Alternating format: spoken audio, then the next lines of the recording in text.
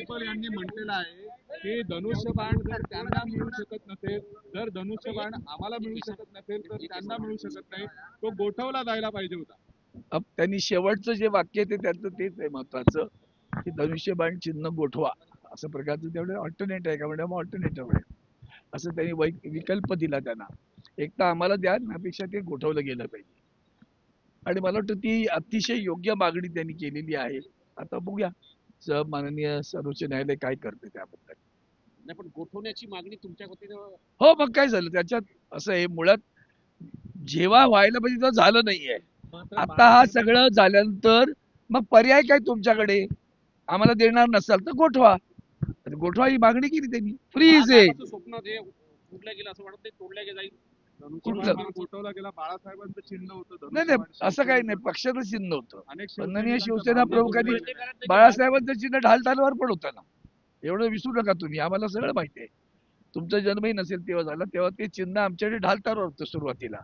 आम्ही ती सगळी मशाल पण होतं आमच्याकडे पहिलं, हेही तुम्हाला सांगतो. जुनं गाणं आहे साहेबांच्या वेळचं मशालीचं.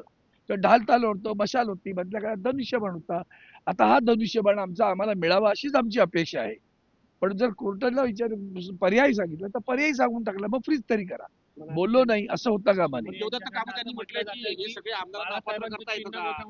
अपात्र करता येईल का? पहिली गोष्ट अपात्र करता येतं म्हणजे करता येतच. त्यांनी तेच सांगितलं की थोडस माननीय बागची साहेबांनी असं विचारलं होतं माननीय न्यायमूर्ती की आता ती जरा तो काय केव्हाचा झाला आता की त्याला आता गोठवण्यामध्ये काय असेल, तर त्यांनी मग सगळी उदाहरणं दिली देवदत्त कामतांनी. आणि असं सांगितलं की यापूर्वी असे अनेक निर्णय झालेले आहेत की प्रत्यक्षात म्हणजे मुंबईच्या काळामध्ये तो ती केस आहे मुंबई, तिथं कितीतरी विलंबाने ती डिस्क्वालिफिकेशन झालेलं आहे.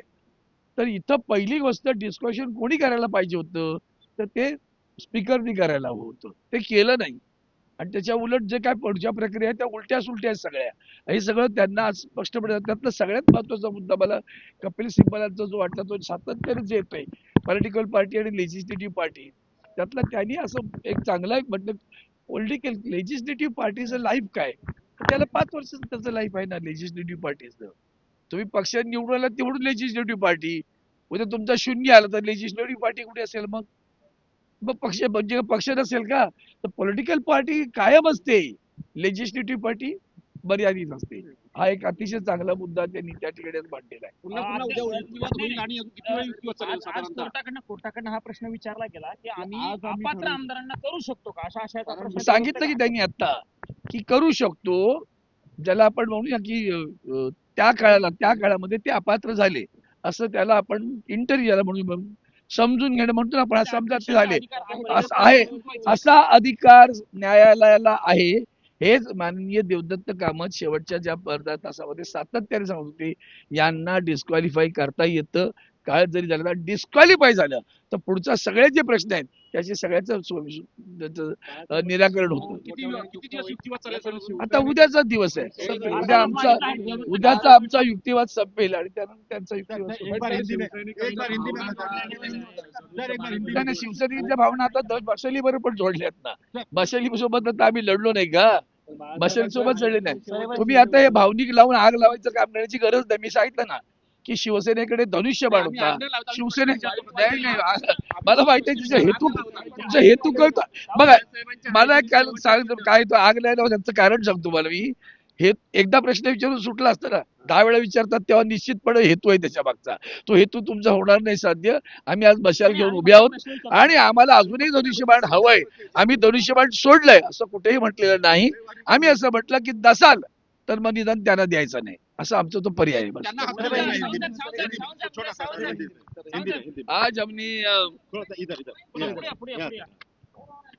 आज आदरणीय सर्वोच्च न्यायालय के सामने जो बार बार एक बात हो रही है कि लेजिस्लेटिव पार्टी और पॉलिटिकल पार्टी, इसके बारे में एक बहुत बड़ी बात आज आदरणीय कपिल सिब्बल साहब ने न्यायालय के सामने लाई.